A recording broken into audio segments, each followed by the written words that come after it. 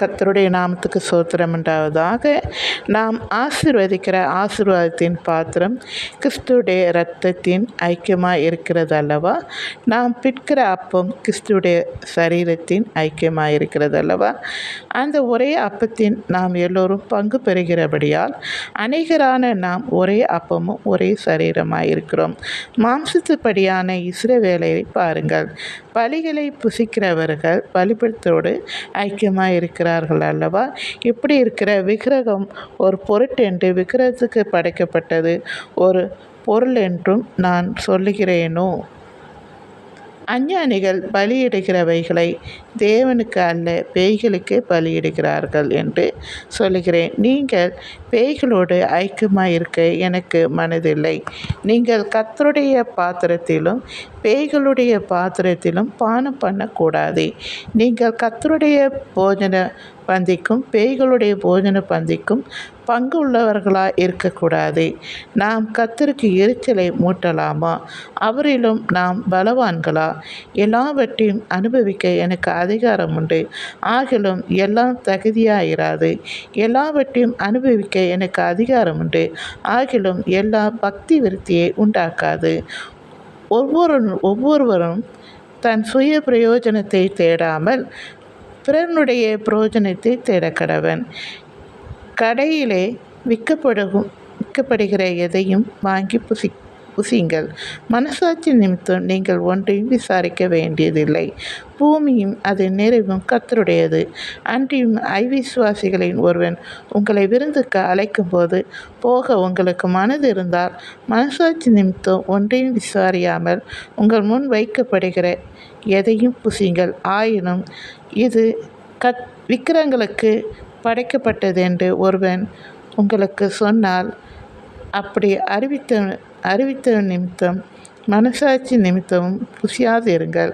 பூமியும் அதன் நிறைவும் கர்த்தருடையது. எனக்கு அன்பானவர்களே, விக்கிரகங்களுக்கு படைக்கப்பட்டதை நாம் புசிக்கக்கூடாது இங்கு தெளிவாக சொல்லப்பட்டிருக்கிறது.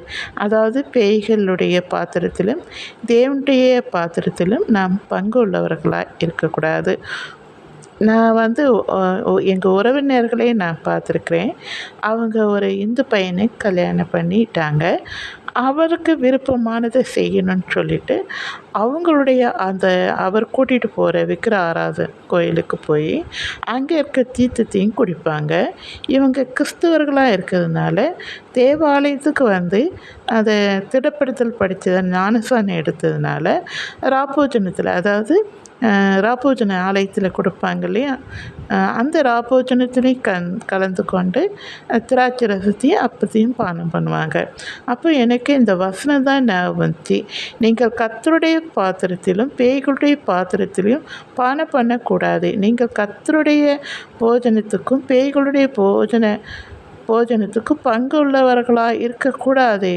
நாம் கர்த்தருக்கு எரிச்சலை மூட்டலாமா? அவரிலும் நாம் பலவான்களா? அப்படின்னு இதில் அழகாக சொல்லப்பட்டிருக்கிறது.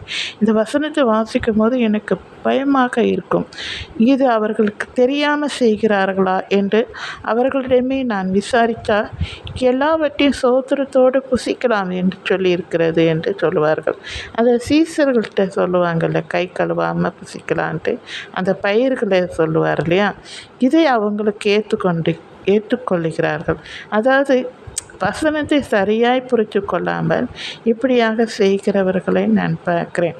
எனக்கு அன்பானவர்களை, நம்ம இப்படி தவறுகளை செய்யக்கூடாது. நீங்கள் நிறைய பேர் இப்போ கிறிஸ்தவர்கள் ஒவ்வொருத்தரையும் மாற்றி கல்யாணம் பண்ணிக்கிட்டு ரொம்ப கஷ்டப்படுறாங்க. ஏண்டா பண்ணோன்னு பின்னாடி யோசித்து வருத்தப்படுறவங்களும் இருக்காங்க. சிலவங்க அவங்களுக்கு இணைந்து போய் விடுகிறார்கள். இவங்களும் சேர்ந்து விக்கிர ஆராதனை வணங்குகிறவர்களாக இருக்கிறார்கள். இப்படி நிறைய பார்க்குறேன். இந்த மாதிரி ரெண்டுத்துக்கும் பங்கு உள்ளவர்களாகவும் இருக்கிறாங்க எங்கள் உறவினர்கள் போலவே. அந்த மாதிரி இருக்கக்கூடாது. எனக்கு அன்பானவர்களை, தேவனுடைய கோபத்துக்கு ஆளாகாமல் நீங்கள் நம்மளுடைய இனத்தார்களை பார்த்து திருமணம் செய்யுங்கள். அது உங்களுக்கு நல்லது.